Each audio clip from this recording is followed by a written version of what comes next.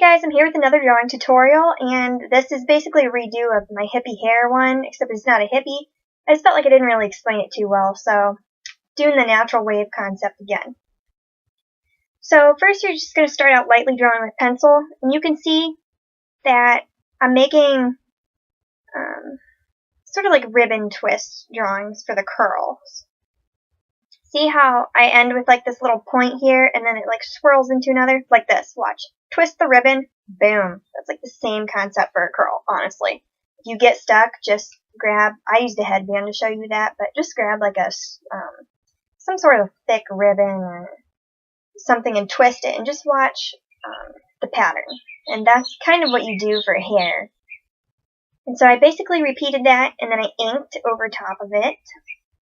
And sorry if I'm going a little fast here, but I'll go over some of the things as I ink. So the roots, I did my inking a little bit darker, and this will help when I color it in, just for illustration purposes. This isn't going to be realistic, but you can see here all of my lines go in the direction that the hair goes, and with each little curly twist I end with that little point.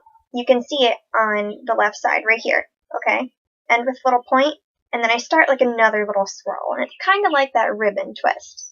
So if you keep that concept when you draw like natural waves, if it's a cartoon, definitely, it'll really help get the result that you want. It will take practice though, so if you're following along and you're trying to make it turn out exactly how you want in the first try, it might not be exactly as you expected. It took me a lot of practice to get to this point, but yeah. Anyway, I just drew a face just to make this a little more presentable for you guys. You don't have to do that if you don't want to, but you're more than welcome. I'm going to use Prismacolor and Copic Markers to color this in. And honestly, when I did this video, I didn't have a lot of markers. So again, I just worked with what I had. Same with the owl video. But I used this double-sided like Sabilo red and blue colored pencil. You can probably get them online. I got mine when I was like backpacking through Europe and went into this art store in Italy, so I don't know where to get them in America, but they blend so well with Prismacolor and Copics that you actually don't need a lot of colors anyway, and super cheap. So yeah. So I just got the skin color out of the way so I could like talk to you guys just a little bit before I start explaining the hair. Now, when we start doing marker on the hair, the first thing I'm going to tell you is it takes a lot of layers. So if you want to do brown hair, do not start with a dark brown marker. See, I'm starting with a light yellow Prismacolor marker. And I'm using the brush tip because this helps with blending. If your marker doesn't have a brush tip, it's totally okay. Just keep doing layers and it'll most likely work out. So I went back to coloring in the shirt. And the reason why I did this is because I wanted that yellow to soak into the gray toned paper. Yeah, so my lighting isn't bad actually, guys. It's kind of bad actually, but I'm using gray toned paper. So that is why it looks a little bit darker.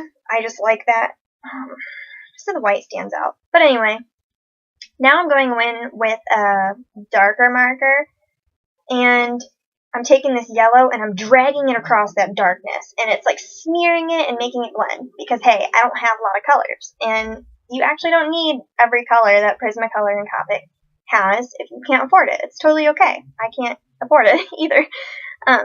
But see how I'm just like kind of dragging it here?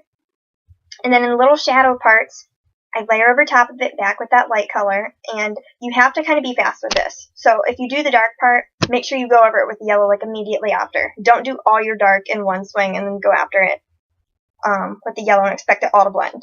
So that's why you see me switching colors so frequently.